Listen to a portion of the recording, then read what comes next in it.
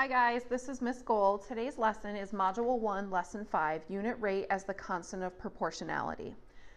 Your outcomes for today's lesson are students identified the same value relating the measures of x and the measures of y in a proportional relationship as the constant of proportionality and recognize it as the unit rate in the context of a given situation. Students find and interpret the constant of proportionality within the context of the problems. Let's take a look at example 1. Wildlife conservationists are concerned that the deer population might not be constant across the national forests. The scientists found that there were 144 deer in a 16 square mile area. In another part of the forest, conservationists counted 117 deer in a 13 square mile area, and yet a third conservationist counted 216 deer in a 24 square mile area. Do conservationists need to be worried? So what they're probably worrying about is if there's an overpopulation of deer in a specific part of the forest, they might eat up too much of the resources and damage that part of the forest. So really what we want to find out is what is the deer per square mile in each of these three areas. So let's actually highlight some important information in this. We definitely need to know the number of deer for each one of the samples. So we'll highlight those. And that's going to help us to fill in our table. Now, the way I have labeled this is I put square miles here, number of deer here, and then the deer per square mile will go here. Some people might want to flip-flop these two, and that's totally fine as long as you understand what is going to go on the top and what's going to go on the bottom when you're calculating that unit rate. So square miles for the first one was 16 and 144 deer. The second one was 13 square miles and 117 deer. And the third one was 24 square miles with 216 deer. So in this case, my input is going to be the square miles and my output is going to be the deer. And you can tell here that we want deer on top anyway because it first says deer, then per square mile. So in this case, we're going to do 144 divided by 16, 117 divided by 13, and 216 divided by 24. So if we do those calculations, you actually find that each one of these is 9. So the unit rate of deer per 1 square mile is 9. This is actually known as the constant of proportionality. So there's different ways to say it. We've learned it as unit rate. We're now learning this is also the term constant of proportionality, and this is the term that you're going to see the most in this course. And we're going to consider this to be m. So m is equal to 9. And this actually has a specific meaning within each problem. So in this case, this means that there are 9 deer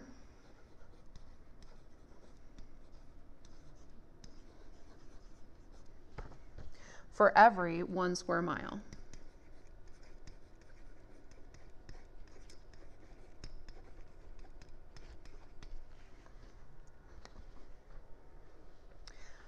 So thinking about our problem here, conservationists probably don't need to be worried because the average number of deer in each one of these areas is the same. Let's use the unit rate of deer per square mile to determine how many deer there are for every 207 square miles. So we know that we would take our constant of proportionality, which is 9, and multiply it by the number of square miles to get the total number of deer in that area. So in this case, it's 207. And when I multiply those, we find that there are 1,863 deer. We can also work backwards if we're given the total number of deer. And again, if you're working backwards, that really means that we're going to do the opposite operation. So in this case, we would want the number of deer and divide by our constant of proportionality, m. So in this case, that would be 486 deer divided by 9 is going to give us a output of 54 square miles. So to summarize, do conservationists need to be worried? No. the number of deer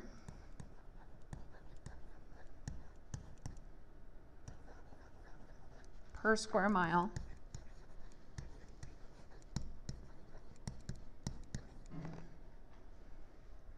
was consistent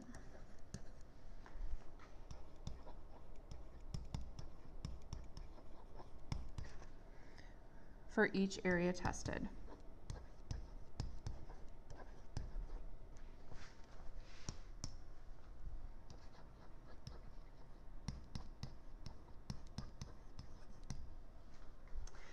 Now there's a couple vocabulary terms you need to be aware of in this.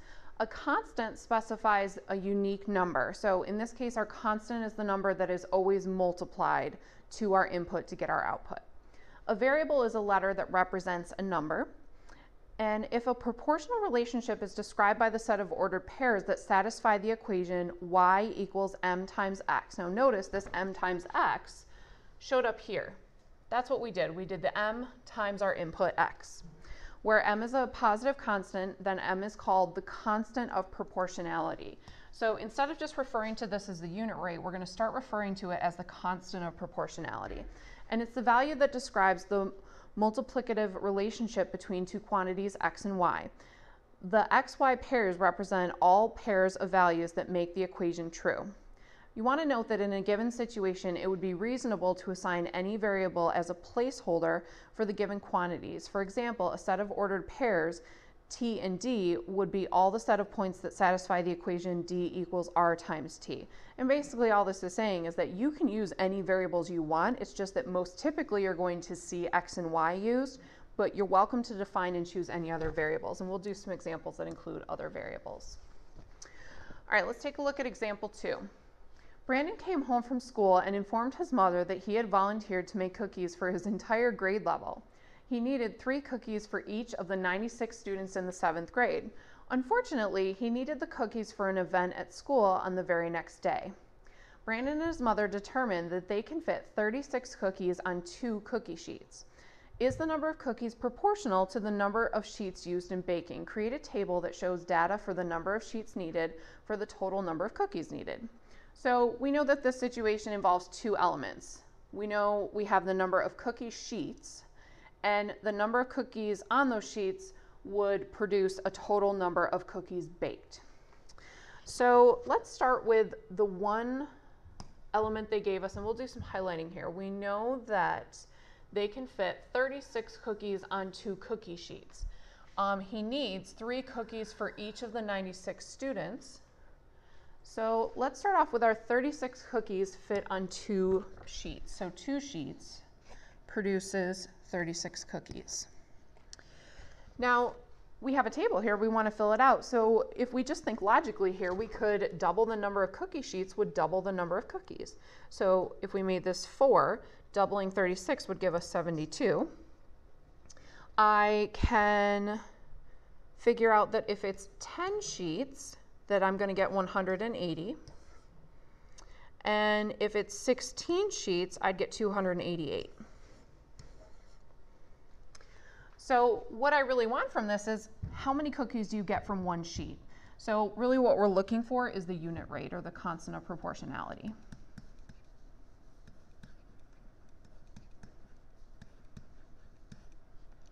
So as we talked about, we always want to take our output and divide it by our input. The input is cookies, the output is the number, the input is the number of cookie sheets, and the output is the number of cookies baked. So in this case, we want to do 36 divided by 2, 72 divided by 4, 180 divided by 10, and 288 divided by 16. And in each of these cases, it actually turns out to be 18. So the unit rate is 18, meaning in one sheet of cookies, we get 18 cookies. And this is the same thing as the constant of proportionality. So m equals 18 is our constant of proportionality. The meaning of the constant of proportionality in this problem, just as we said, are there are 18 cookies per sheet.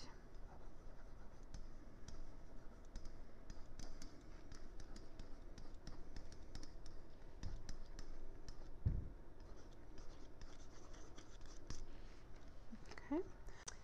Now, taking what we learned so far, we can answer part B.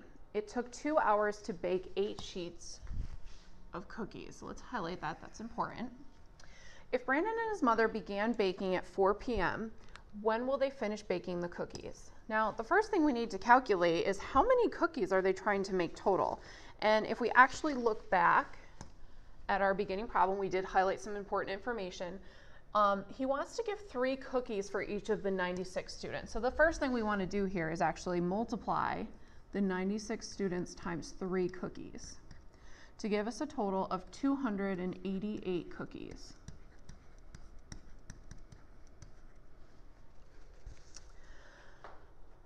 Now we know that there are 18 cookies per sheet, so we then want to take this 288 and divide it by 18, and that gives us 16 sheets of cookies that they need to bake. And if you actually notice, that was actually one of the numbers in our table here, 16 and 288, so we could have gotten it from there as well if we looked at our table. All right, so the next thing that I notice is that we want to take this idea of it took them 2 hours to bake 8 sheets of cookies, and we want 16 sheets, so we could create an equivalent fraction. So we know that it was 2 hours for 8 sheets.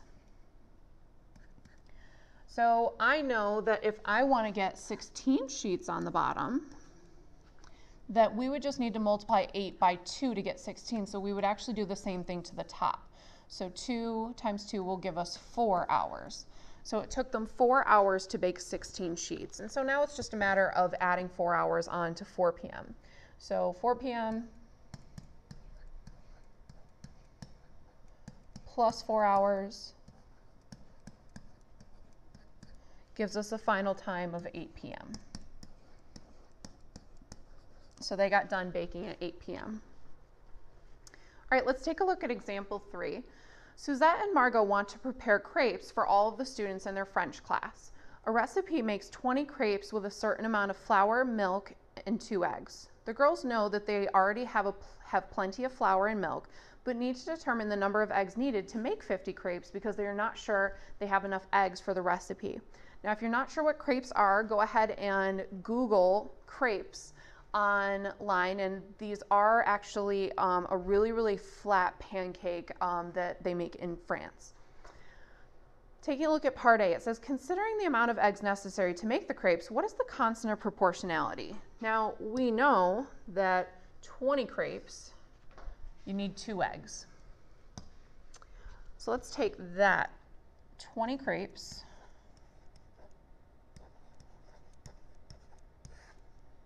would take 2 eggs.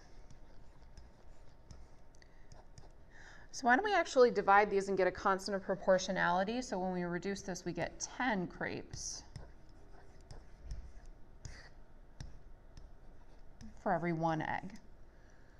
Now that actually tells us that our constant of proportionality is going to be 10.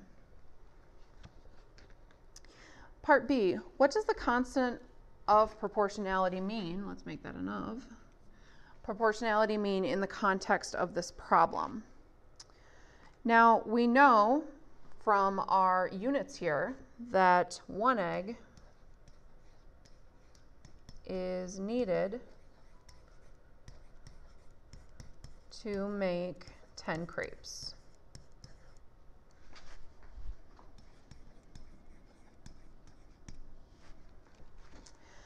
And finally, C says, how many eggs will be needed for 50 crepes? So if we know our output is crepes, what we're going to actually do is take the 50 and we're going to divide it by our constant of proportionality, because basically we're working backwards. Notice we put crepes on the top, so that's an output, and you always multiply the constant of proportionality by the input. So since we have the output, we're going to work backwards. So when we divide these, we get 5 eggs will be needed.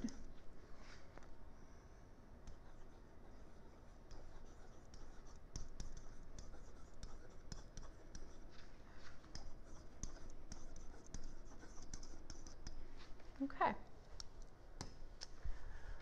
In this lesson, you learned that if a proportional relationship is described by the set of ordered pairs that satisfies the equation y equals mx, where m is a positive constant, then m is called the constant of proportionality.